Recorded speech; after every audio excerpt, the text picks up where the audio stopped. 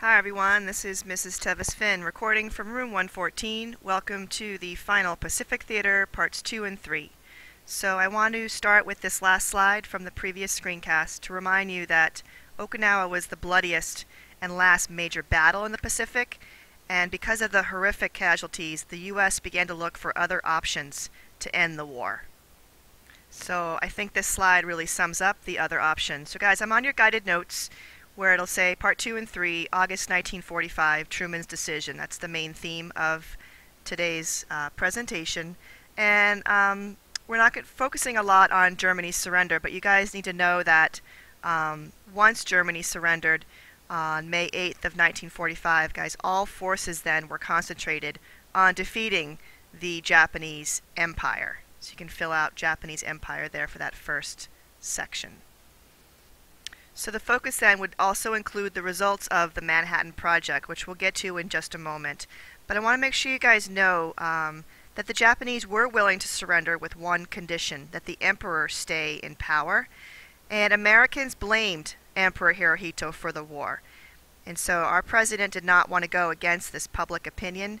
And so this is also another reason for looking at the Manhattan Project.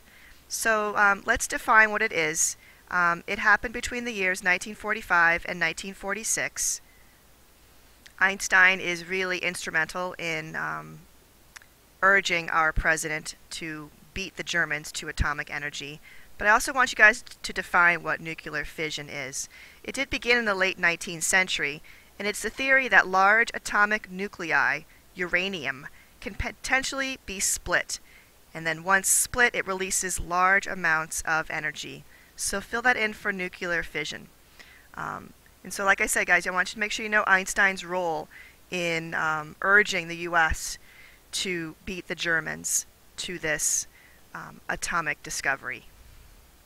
So here's just some review bullets on top of there, Mr. Einstein, making sure you guys know what nuclear fission is and how important he was. Alright guys, here is our next slide. I have become death.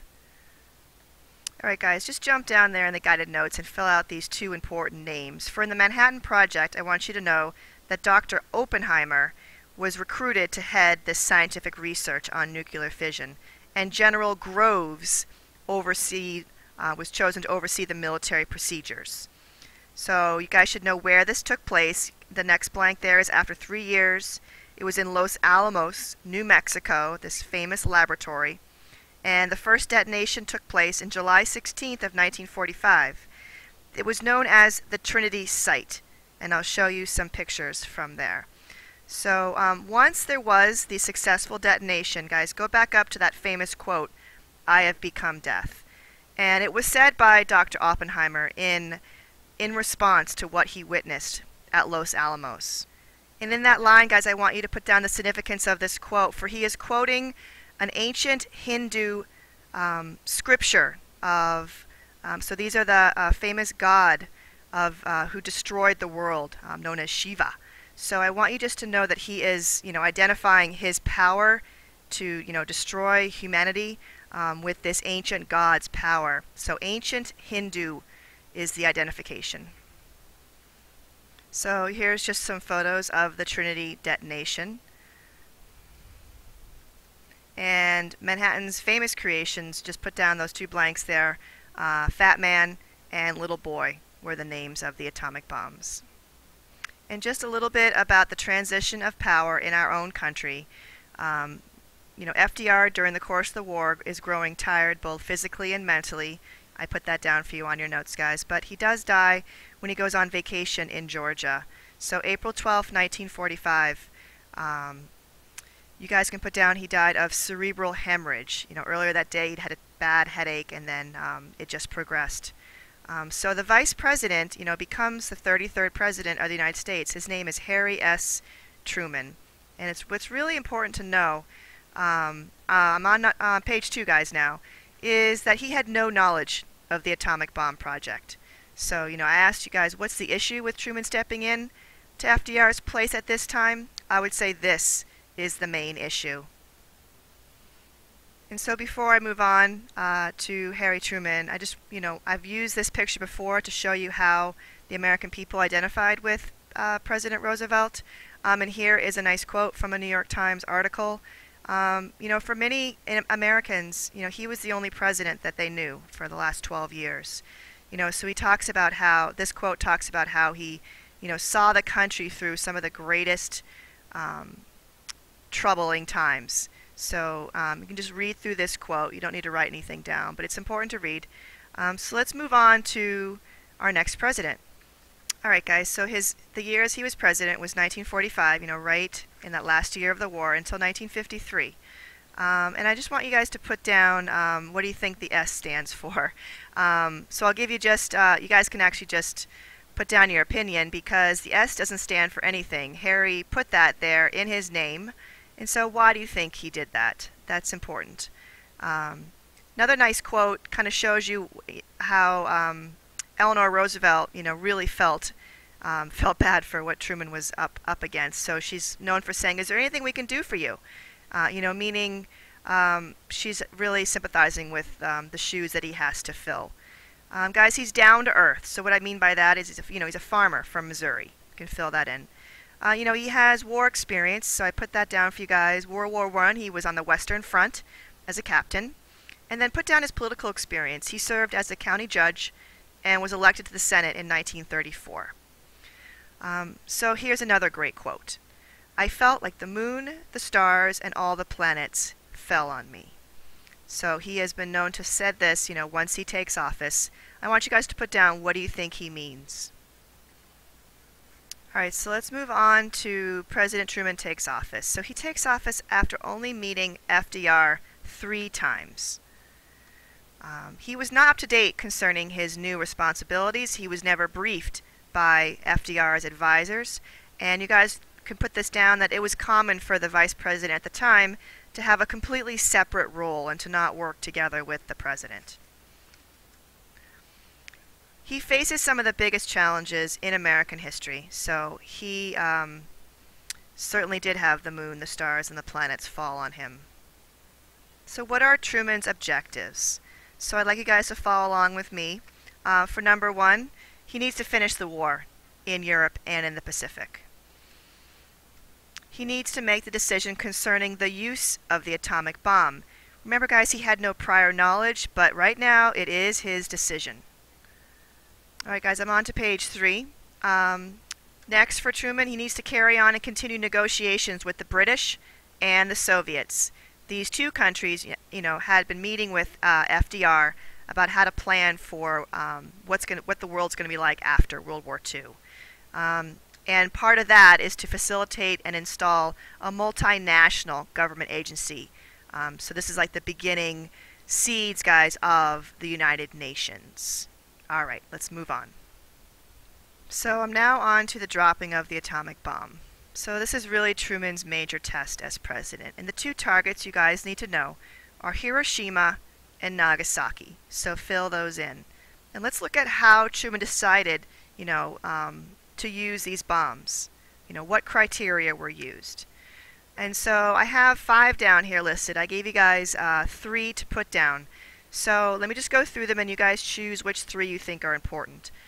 So the range of the aircraft is important. Remember, we even looked at this with the Doolittle raid. So we've got to make sure that we have the right range.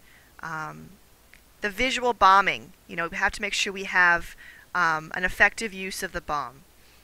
The weather conditions, just like we saw this in D-Day, for example, guys. The weather is important. This is key, having 1 primary and 2 secondary targets, right? So if something gets thrown off course, that there'll be an alternate target to complete the mission. Now the selection of targets is interesting, for you want to produce the greatest military effect, right, to shorten the war. So Hiroshima and Nagasaki are chosen for particular reasons. Let's look at that. So here's the location of the 2 targets. Note Tokyo is here, Hiroshima and Nagasaki. Alright, so let's look at Hiroshima, August 6, 1945. Japan, you guys, had been warned, just like Germany had been, to surrender and then fill out, guys, or to face total and utter destruction. You guys should know that Japan ignored that warning. You guys need to know that Hiroshima is an industrial city. So you can put down for that blank that military material is produced there. I put that on your notes, guys, next, that the command center for their defense of southern Japan is also in Hiroshima. So question mark, is this a viable target? U.S. military thinks so. I want you to know the name of the plane and the pilot. So here he is, Paul Tibbets. The name of his plane is the Enola Gay, which I learned he named after his mother. And this is important to write down, that the city was not bombed in 1945 to keep it in pristine condition. Remember, part of this was like, how much effect can we get? Alright guys, this is heavy stuff. I want you to fill in that 80,000 Japanese die instantly during this first attack. 13 square miles of the city are destroyed. And this, in a way, I find worse. 6 months later, another 70,000 Japanese die of injuries sustained in the attack. So put that down as a slow and painful death. Before we move on, I want you guys to know that this was the plane carrying Little Boy. Remember one of those 2 atomic bombs I showed you. So Enola Gay carried Little Boy for Hiroshima. Alright guys, I'm on the last page. Here are just some pretty gruesome pictures. Hiroshima after the attack. Aerial footage showing just complete destruction. And Mr. Woods did this, so I want you guys to kind of calculate, you know, based on where you live in Medfield, you know, if here is the actual, this is called like the red circle of death. So, you know, what is your survival rate based on where you live? Let me know. Alright guys, I'm on to that last page, Nagasaki, August 9th, 1945. So, Fat Man, that second bomb is deployed 3 days later. It's important to note here, guys, for strategy, the bomb was dropped to imply an unlimited supply of atomic bombs. Okay, so just the perception is important. Pretty scary. Temps reach 4,000 degrees and generate winds up to 600 miles per hour. Here's a modern day picture of Nagasaki. Here's pictures of before and after. So this damage was, it's unspeakable. So I just, how about for total number of houses? Here's some figures, but just put the total number of houses that were damaged, burned, or destroyed. It's over 18,000. And for casualties, you know, here's the numbers of death, over 73,000, and injuries, casualties, almost 75,000. So put that down under casualties. So we're going to discuss your views on whether or not we should have dropped the bomb. But here are 2 quotes I want you to know. So for the first quote, it was a question of saving hundreds of thousands of American lives. That's President Truman. And then I want you to put down that there was unanimous, automatic, unquestioned agreement around our table, nor did I ever hear the slightest suggestion we do otherwise. So I want you guys to know that's Winston Churchill. I'm showing you here a picture of Hiroshima's memorial that stands today to show the devastation. Just a short reflection, guys. Are we capable of handling this type of technology? So I gave you a few lines there. This is just your opinion. I just want you to put down what your views are on the role, the use, the responsibility of atomic weapons. Put that down. And the official surrender, August 15th, 1945. Japan surrenders. People celebrate in the streets, and I just want you guys to describe, you know, this famous photo. You know, what does it make you think of in terms of the peace and the celebration after the war? All right, guys, I gave you a lot of quotes. I want you to put down last there that Truman said that this is a great day for democracy. Put down Truman's quote. And so where do we go from here? So how do we build a new world? The United Nations, remember I was talking about earlier, so the United States and Great Britain and the Soviets and other countries are dedicated to trying to prevent any future atrocities. So guys, I want you to know that this UN Charter is signed you know, in our country in April 25th of 1945. And there's also a Universal Declaration of Human Rights. So I want you to put down that it was inspired by Eleanor Roosevelt. We'll conclude this unit with a viewing of black, rain, white, light.